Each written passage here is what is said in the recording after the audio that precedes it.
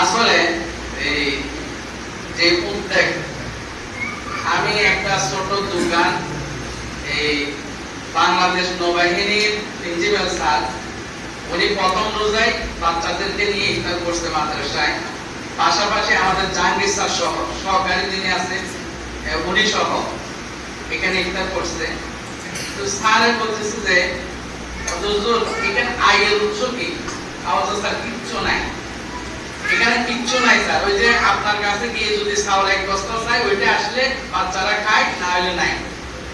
যে দূর থেকে এসে দেওয়া, এটা বললেই তারপরে দেয়, এরকম একটা অবস্থা। অর্থাৎ একটা আয়ের উৎস যদি বাইর করতে পারেন, কমাস কম আপনার বাজারটা যদি হয়, তাহলে এটাও তো মাদ্রাসার জন্য একটা উপকার হয়।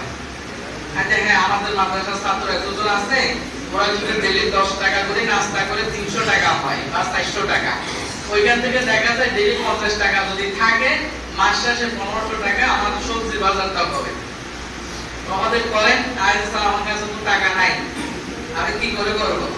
আচ্ছা ঠিক আছে, টাকা আমি দিব, বাজার সাথে আমি করে দিব, আপনি বসে বসে বিক্রি করবেন। তা আলহামদুলিল্লাহ স্যারে 8000 টাকা সহযোগিতা করছে। কত দিছে? 8000 টাকা। পাশাপাশি বিজিয়া ভাইয়েরা এই একটা প্রোগ্রাম করছে, প্রায় 15টা কোরআন খতম দিছে এখানে মাদ্রাসায়।